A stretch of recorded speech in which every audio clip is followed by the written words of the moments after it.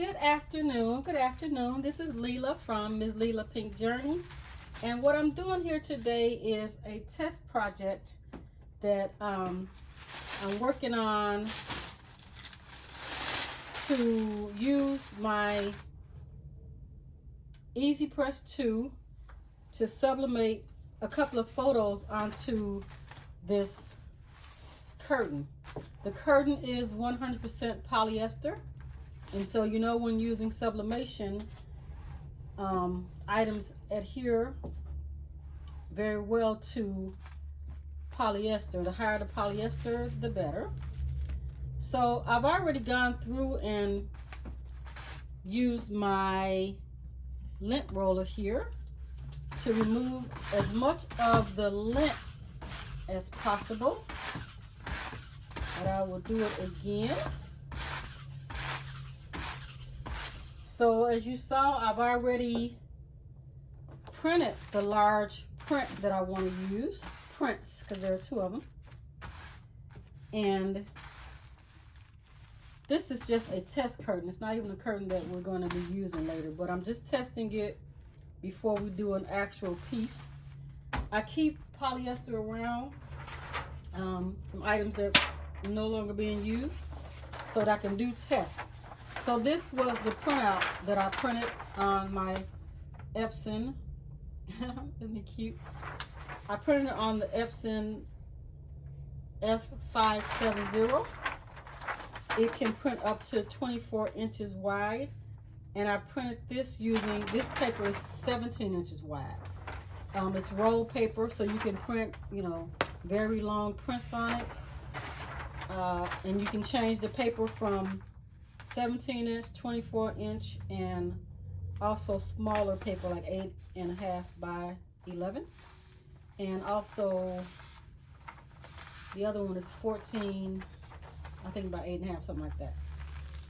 But anyway, I mostly use it for roll paper because it's so much easier. It saves a lot of time. So I'm just taking this printout and I'm just going to, sorry for all the noise, I'm just taking it apart.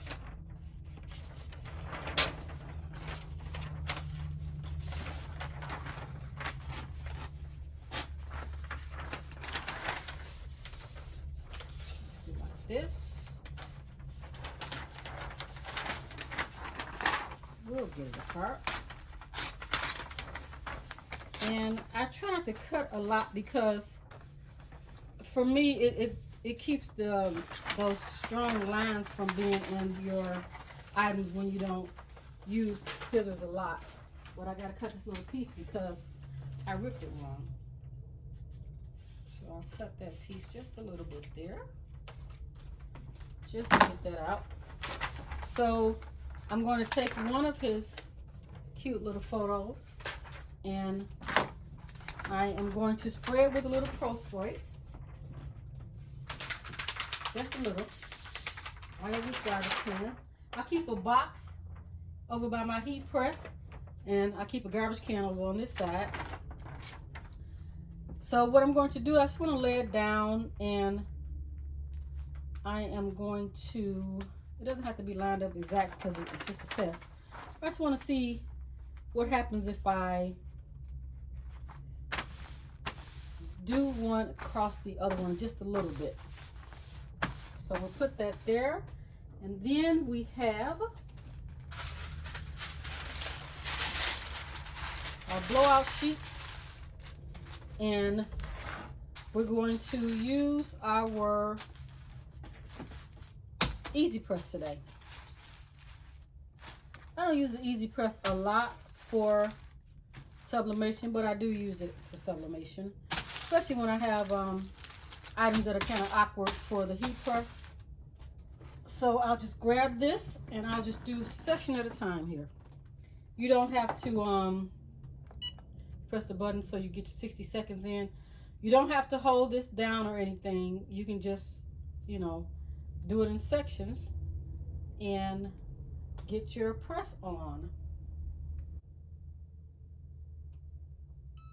That sound means we can move it. We're done with that section. You can see where it's pressed in there. So I can take it and lay them here. Hit the go button again. It's the green button on the top. Get it 60 more seconds in there.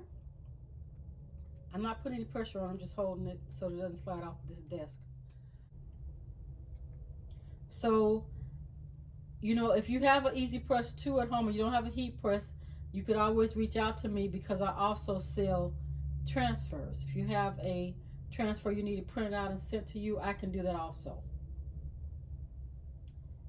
3, 2, and 1. Okay, so we can put this back on the base. And wait, let me just do a peek and make sure I got the footing.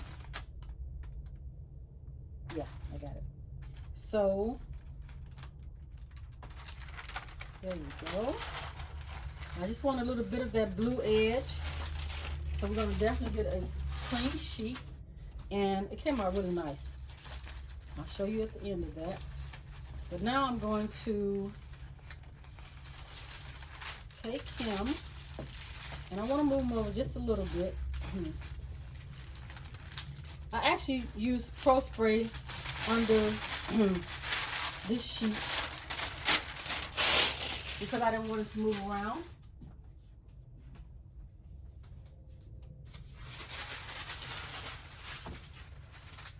So I need to get a new sheet. Spray a little Pro Spray on it.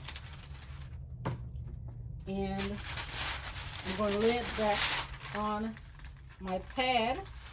It's an EasyPress pad because I don't want this sheet to move around on this desk. Sure the whole thing is on the mat. And again, I had already used my lint roller across this whole section, and I had already did a 10-second pre-press on the areas that I wanted to press on. So I'm going to hit that green button. And let's give it 60 seconds here. A lot of people use heat tape to hold down items, but I like the repositional spray because I don't have to worry about the heat press lines when I'm using fabric to sublimate on.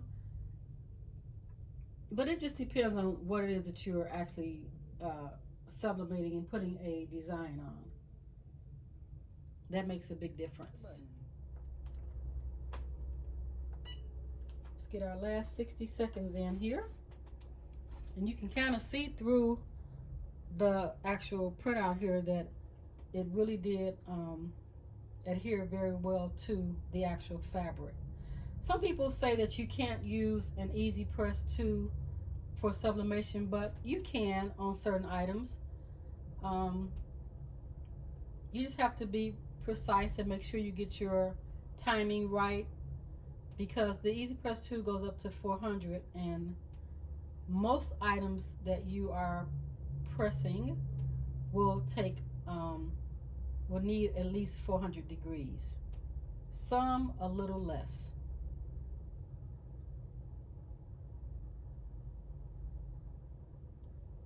Don't forget to like and subscribe to my channel. I would really appreciate it. Okay, so that time is up. I will turn this off and move it over. And let's see what we have here. Oh, that came out very nice.